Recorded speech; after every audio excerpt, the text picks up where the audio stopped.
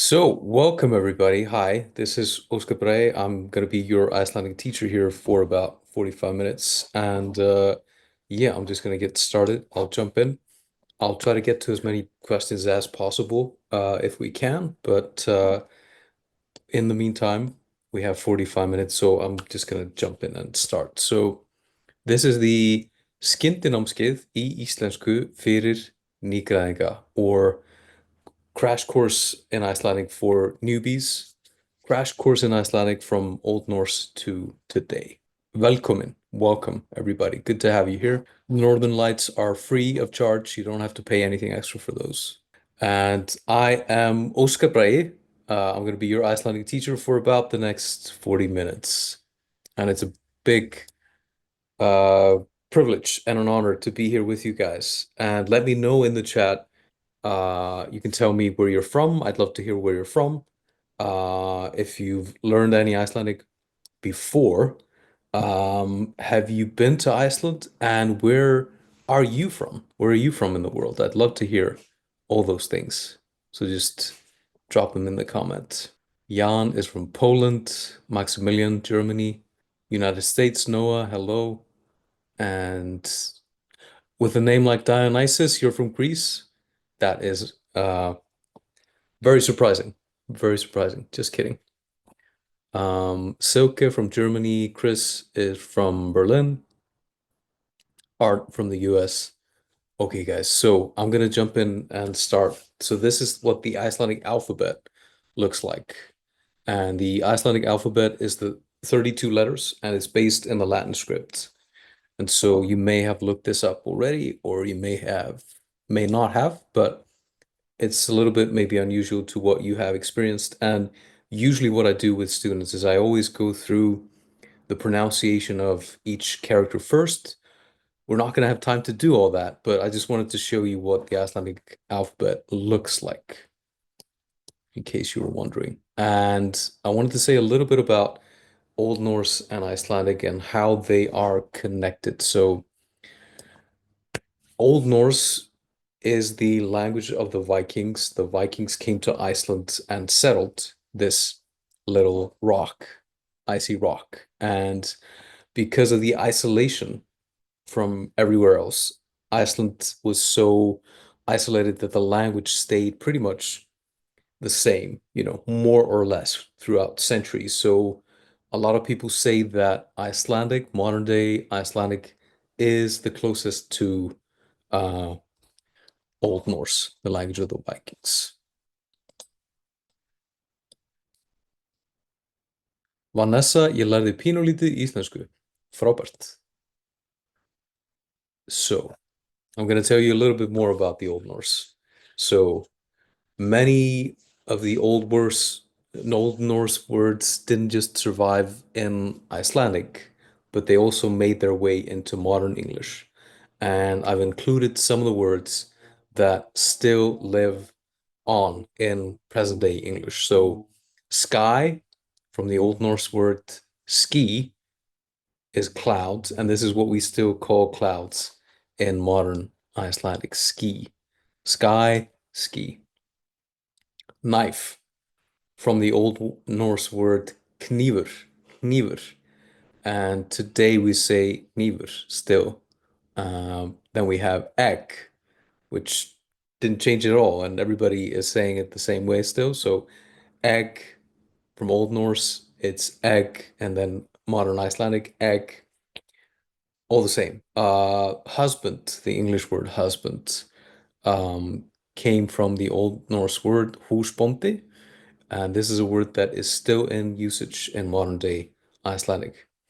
And finally, I think maybe one of the more remarkable ones is Thursday. So from the Old Norse Þórsdagur, named after the Norse god Thor, the thunder god. We used to have this whole day named after Thor, but then Christianity took over in Iceland. We changed the name to not Thursday, but the fifth day, fimmtudagur. But today you still have Thursday, Þórsdagur in English, but in Icelandic it's fimmtudagur, which is really lame, I think. So long story short, Old Norse wasn't just a Viking language, it's still shaping how we speak today, not only in modern Icelandic, but also in English. And I just wanted to mention this one. This is always a big favorite of people's that, we talk about the compound words in Iceland. We combine two things and make a new thing. So tölva is a combination of tala or tölur for numbers and völva, which means prophetess. Uh, so these two combine for the word that we use for computer, tölva. Yo, anyway, as you may have noticed, you guys, I'm going a little bit fast, but I'm just trying to give you as much as humanly possible here today. And what I'm going to say next is áfram með smjörið, áfram með smjörið, which means onwards with the butter. And this is an Icelandic way of saying let's get going. So I hope you guys are excited about getting going. Let me know in the comments with a já. Yeah. Nice.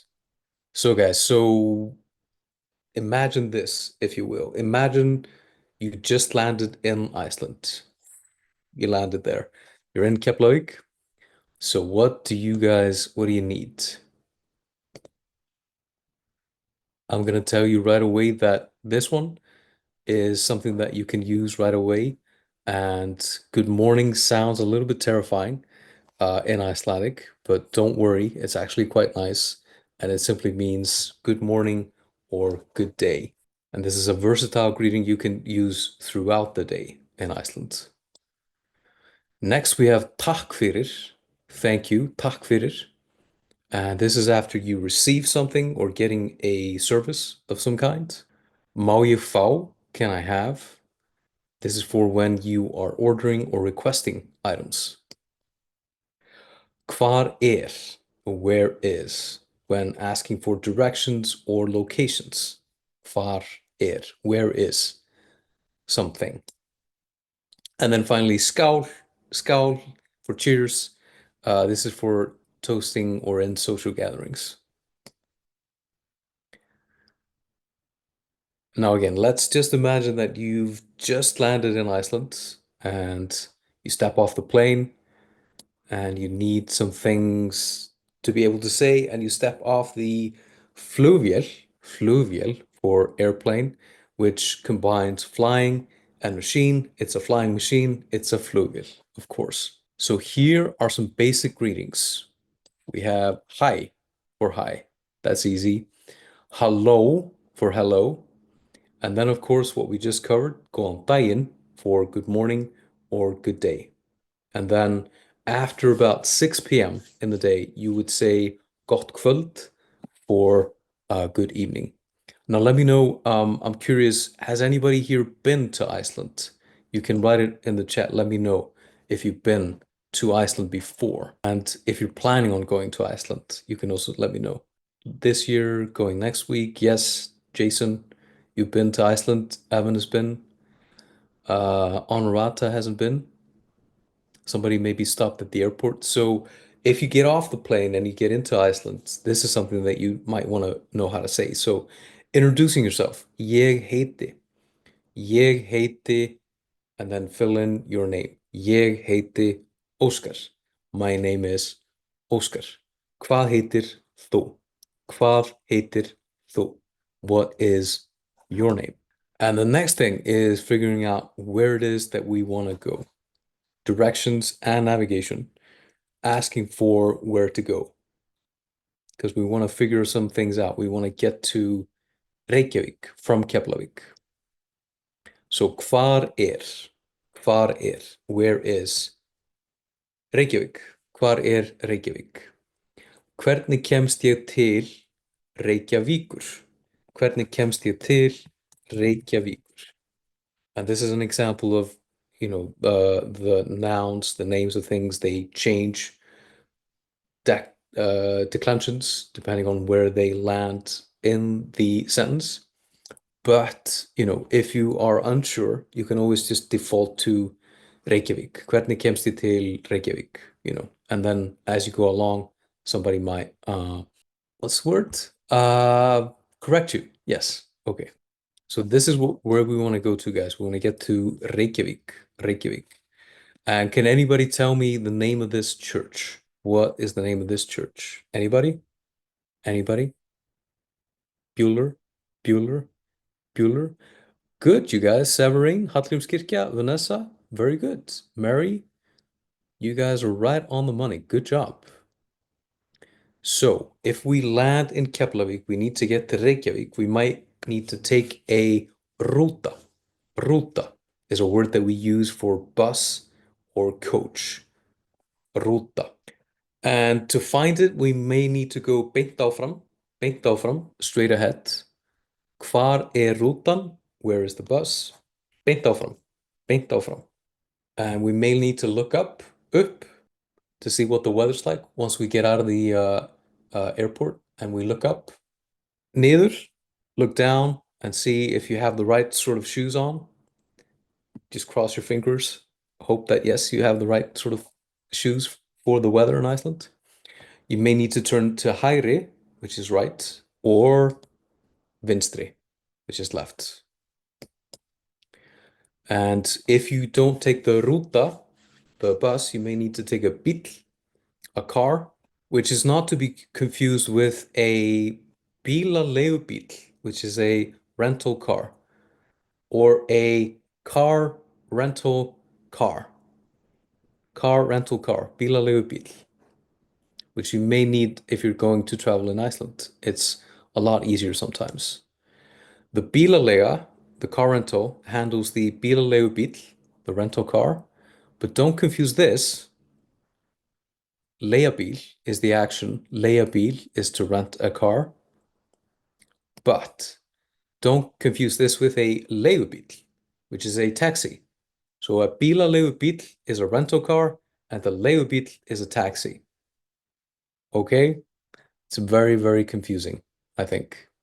Icelanders find it confusing too. So you can do this. You can take a taxi, taka leigubíll, but it's a little bit expensive to take a taxi to Reykjavik. And you know, a taxi really isn't anything but a car that you rent for a short while. So leigubíll, rental car, but it's a taxi.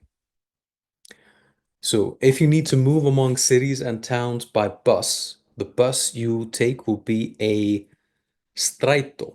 So before we talked about a ruta, that's something that travels between cities, but within the city you will take something called a strætó, which is short for strætisvagn. And so a thing to keep in mind here, if you're planning to travel to Iceland, if you wish to travel by bus from Reykjavik to Seyðisfjörður in the east of Iceland, for example, the bus that you will take will be known as a ruta. Whereas if you need to move within Reykjavik by bus, you will take the city transports and the bus in that case will be a strætó. Okay, so we're going kind of fast, you guys. Let me know in the chat if you are doing okay. Are you okay? Because I know we're going fast, but I'm just trying to give you as much information as humanly possible. I'm getting a lot of thumbs up. Okay, you guys, nobody's panicking. That's good. So, hvernig kemst ég í miðbæinn? How do I get to the city center? Hvernig kemst ég í miðbæinn? How do I get to the city center? Honorata, you're saying, yeah, it seems very hard. Well, you know, if this is your first time interacting with Icelandic at all, then yes, it might seem a little bit daunting. And we're doing a lot of things, you guys. We're doing a lot right now. I'm telling you guys a lot. So don't feel like you need to cram in all the information at once. Just have fun or try to have fun if you can. We've gotten downtown to Reykjavik. And the next thing we may want to do to power up our brains to be able to handle all this Icelandic is to order coffee. And we have a tradition in Iceland of having just 10 drops more of coffee because that way it's not an addiction. Get ég fengið kaffibolla? Get ég fengið kaffibolla? Could I have a cup of coffee? Get ég fengið kaffibolla? So this is the polite way of asking for a cup of coffee. Get ég fengið? Get ég fengið? Could I have? And then you can fill in the blank. And this is a little bit of a relief maybe for you guys. Some relief that, some of these things like espresso, Americano, cappuccino, latte, the names don't change. So that is a bit of a relief maybe. So if you know what you want to order, you can just say get ég fengið espresso, Americano, cappuccino. Good. I'm happy that you find it interesting, Honorata. I said there's the polite way of asking for something, and then there's the Icelandic way of asking for something. This would be the more Icelandic way of asking for something. Ég ætla að fá. Ég ætla að fá. I am going to have. And while I understand that this may sound rude, this sentence, if you're coming from a place where, being polite is, praised and is important, but try to think of it less as being rude and it's just more about being very direct. And what I will mention here about Icelanders is that pretty much everybody here is on like a first name basis. We don't really do Mr., Mrs., or titles like doctor, this senator, blah, blah, blah. I'm Óskar, and you're Elise and Silke and Chris and Jan and Noah. That's how we would talk, if we were all here native Icelanders. Here are some more words that can be helpful for when ordering coffee or good to know, like get ég aðstoð, can I help? You might hear. Taka með, to go. Gjörðu svo vel, there you go. Bjóða, offer. Uppáhelt kaffi is like regular coffee, and takk fyrir is good to know when you get your order. This is a good moment to just take a moment and take a breath, I think, because my best teacher when it comes to mindfulness is my daughter, who's 5 years old, and I asked her about, what should I include in the presentation? And she wanted to mention this. She wanted to say, I love cake. So I wanted to include that too. Ég elska köku. Ég elska köku. So if you want to like treat yourself to something extra when you order coffee in Iceland, maybe go for the cake too, if you feel like it. Just an idea. So, a very important phrase in any language, Elise. Very correct. Very true. Yes, you are smart. So, we want to figure out hvar Hallgrímskirkja? Hvar Hallgrímskirkja? Is a question that you might find yourself asking when you're in Reykjavik. Want to figure out where Hallgrímskirkja is. Is there anybody here who knows where Hallgrímskirkja is? Hvar Hallgrímskirkja? If anybody knows, you can put it in the chat. I think you know where in what city it is, but do you know specifically in the city? In the capital city, that's right, yeah. Good job. The next phrase that we may want to know is can I buy a postcard? Mary says up the hill. Yes, it's up on a hill, and maybe specifically what you've seen is what a lot of people refer to as the Rainbow Street. It's called Skólavörðustígur. That is the path, the road up to Hallgrímskirkja. You're right. Get ég keypt postkort? Can I buy a postcard? You may want to do this in Iceland. Ég ætla að kaupa postkort. Ég ætla að kaupa postkort. I'm going to buy a postcard. Langt á hótelið? Is it far to the hotel? Hvernig kemst ég í sundlaugina? How do I get to the swimming pool? Swimming pools in Iceland, huge deal, really big deal. And to a lot of people, when they hear public swimming pool, they just think like, ew, gross. But, I'm, not just saying this because I'm from Iceland, but Public pools in Iceland are like next level. They're almost spas. And so if you go to Iceland, highly recommend figuring out where your nearest pool is and checking it out. But make sure that you bathe your whole body before you go in the pool. Hvernig kemst ég í búðina? Hvernig kemst ég í búðina? How do I get to the store? Because you may want to buy yourself something. Okay. So guys, we're going really fast. I appreciate you hanging in there. Next up, I'm going to tell you a little bit about some phrases that you may need to know if you want to speak like a local, some common expressions. Hi, gaman að sjá þig. Hi, gaman að sjá þig.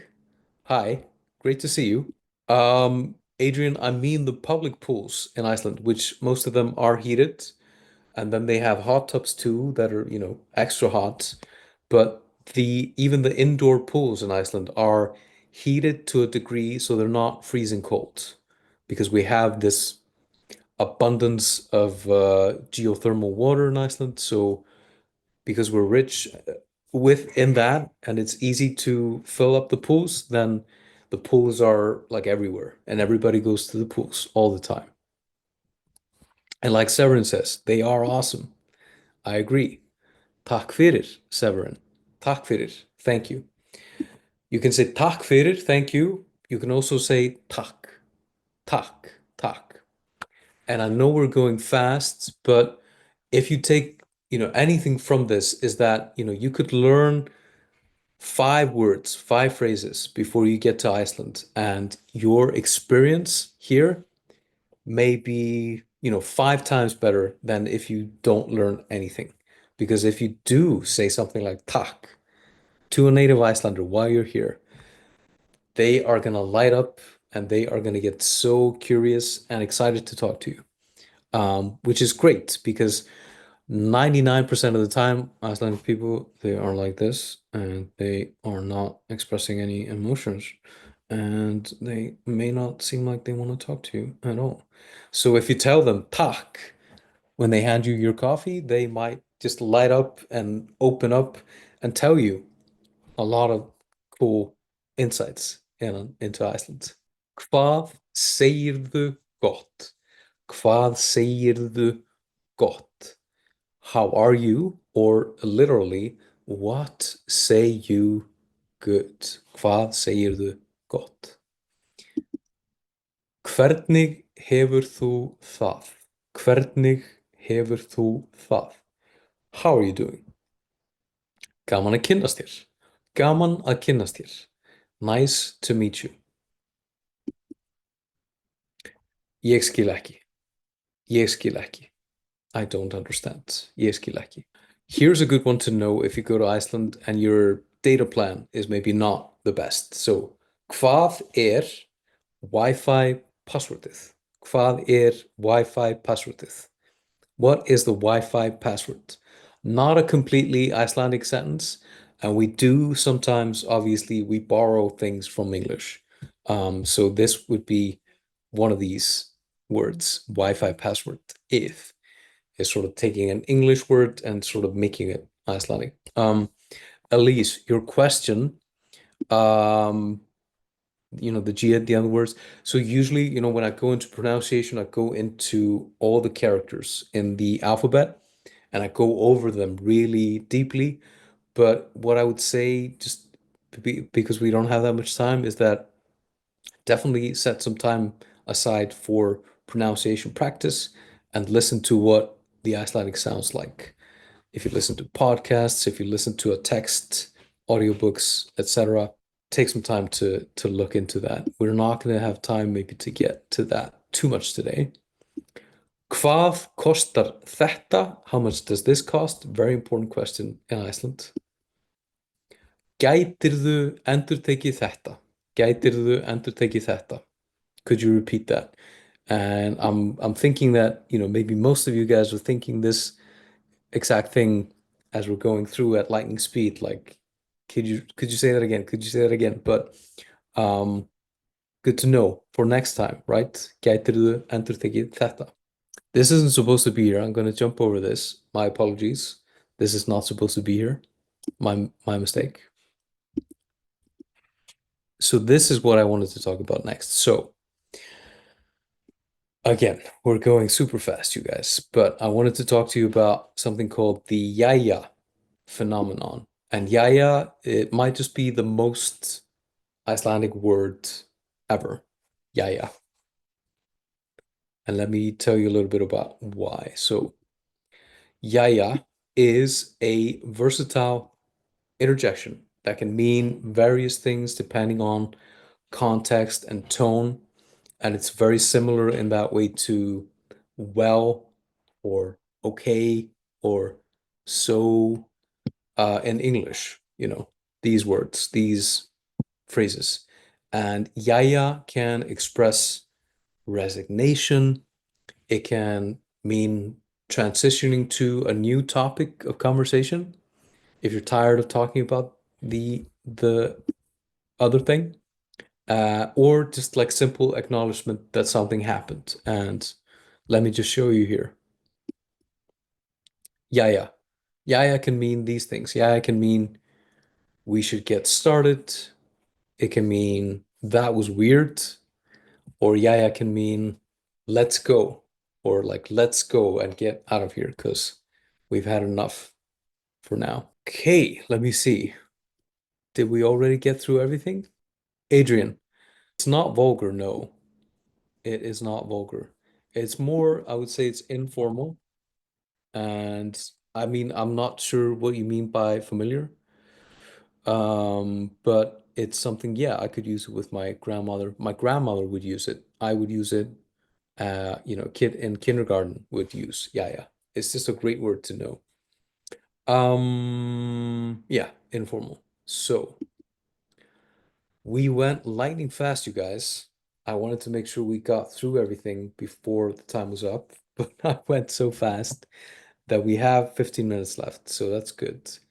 Um, so we can go back if there's something that you want to go back to. But right now, I just want to say vel gert, well done for hanging in there and paying attention and for all the great questions. We're not finished yet. We have 15 minutes left. So skjóttu means shoot, but I mean questions. Don't shoot anybody. Just shoot questions over here and give me your best questions over in the chat. I'm gonna take a look now. And so, Adrian, you were asking about Yaya. And let me see. Narius, how much do you understand other Nordic languages? So that's a good question. And when we look at something like Norwegian, Swedish, Danish, there are usually, words here and there that look familiar to us, but I wouldn't say that we are able to just right off the bat read or understand completely Norwegian or Swedish or Danish. There are some similarities, but they are still way more far removed from Icelandic in such a way that it's a little bit alien to us overall. And there's a great video about this if you go to YouTube and you look up Old Norse. There's a video with Jackson Crawford, and I'm in this video as well, where we're sort of trying to see how much of Old Norse Danish people, Norwegian people, and Icelandic people can understand. And I had a very easy time understanding it because I'm still so close to it. But Norwegian, Danish, Swedish, these languages have sort of evolved far away from Old Norse. Jan Oko. Yes, so the question is very directly related to what I was just saying. So can you understand Old Norse? Like the meaning of some of the things you would have to look up in a dictionary because they're not words that you're familiar with on a day-to-day basis. But when I look at something like the prose Eddas and I read it, it's easy to read and I can understand it enough to read. But if I was looking at something like the runes or the original way that it was written, the text, I may struggle with that. I hope that makes sense. Blanca, you're saying you understand a bit of Icelandic because you know some Norwegian. So knowing some Norwegian, yes, that might help you understand Icelandic a little bit, for sure. Narjes, you say the same here with Swedish, and you were wondering if it was easier to understand in the other direction. I mean, I haven't done the research on that. It's hard to say exactly. I think Swedish people, I think Swedish speakers, Norwegian speakers, Danish speakers, may have a harder time going over to trying to understand Icelandic than vice versa, because we have more complex grammar as well. At least you're saying a lot of the times the word roots are very similar, like similar between Icelandic, Norwegian, Danish, but the vowels are totally different and the pronunciation is totally different. I can read Icelandic reasonably well because I know other Scandinavian languages, but pronouncing and hearing are another matter entirely. Yeah, I would agree with that. Severin, so your question about declensions. Ég er bara forvitin en ég tala nú þegar íslensku rúmlega B1. Beygingarnar eru ennþá að drepa mig. Any tips? I have created something that's like a blueprint for, how to learn Icelandic, tips for how to learn Icelandic. And if you send me an email, I'm happy to point you in that direction and that might be helpful. But I don't have like a super fast explanation for it right now. You see, Maximilian, as far as I'm concerned, Icelandic is really homogeneous language with significantly little dialectical, regional, and formal, informal variation. Can you think of any patterns in Icelandic that are typical for informal language? How much do day-to-day language and formal standard language differ? Um, I think, when you go from like person to person, people are gonna have different ways of speaking.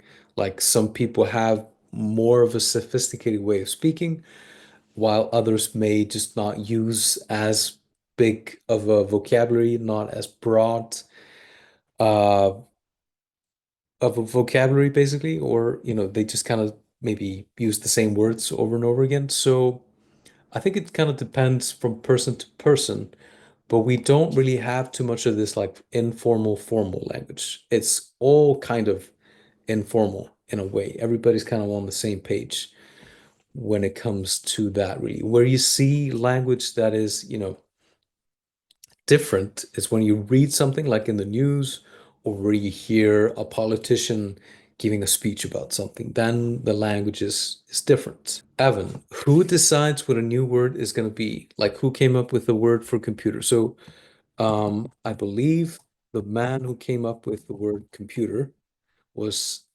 this gentleman, Sigurður Nordal, and he did a lot of work in the Icelandic language. I believe he wrote some dictionaries. He also translated some Shakespeare, I think, into Icelandic. I could be wrong, but in that particular instance, it was this man, Sigurður Nordal, who was a Icelandic, expert. He's long since passed, but yes, there are, you know, people who are more involved with a language like that, but then we are seeing new words come being created sort of every day, and they sort of just kind of maybe somebody comes up with a word to be clever, and it finds its way into the ecosystem of words, basically. I'm trying to think of one. Yeah, one kind of cool one that I saw today is skrif rildi, and it combines skrifa to write, and then rifrildi is to fight or having an argument. So it's like a writing argument. So it's like when people have an argument in the comments, you can call that a skrifrildi.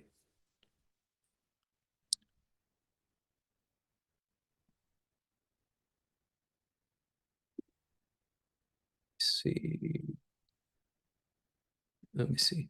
Looking at the questions. Frábært, takk fyrir kærlega. My pleasure, Severin. Maximilian, Faroese is the closest relative to Icelandic in terms of mutual intelligibility and phylogenetics. I don't know what phylogenetic means, but yes, when I hear Faroese, it sounds remarkably close to Icelandic, but I still do not understand Faroese people when they're speaking because it's kind of like it's almost like Icelandic, but it's sort of like half the words have been redacted because it's to me, it sounds like gibberish Icelandic. Obviously, that's not what it is. It's Faroese, but that's what it sounds like to me. It's sort of like somebody's gone and like blurred out the word almost. Yes. No, Maximilian, I think you did a good job. You mentioned, well, at least in orthography, pronunciation is really different, of course, when it comes to Faroese and Icelandic. I think you did a good job saying that Faroese is the closest relative to Icelandic. Any cultural manners to be aware of when talking to Icelandic people compared to British or French people? Yeah, that's a great question. Great question. And it kind of goes back to Adrian. Uh, your question is great. So it kind of goes back to, how we go about ordering something. When you say like, I am going to have, it's very direct. And so sometimes when people are like overly polite, it doesn't really kind of click with us, because politeness is not really like super inherently in the way that we speak. So you can say something like, I'm going to have this in Icelandic, and it's not rude. And like no titles, and just go straight for the first name with everybody.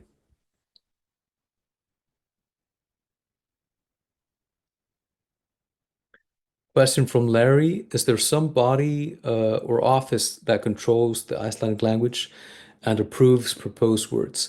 There is yes, I believe there's an office, and I believe that it's Árna Stofnun who handles this, but I could be wrong. I could be wrong when it comes to that.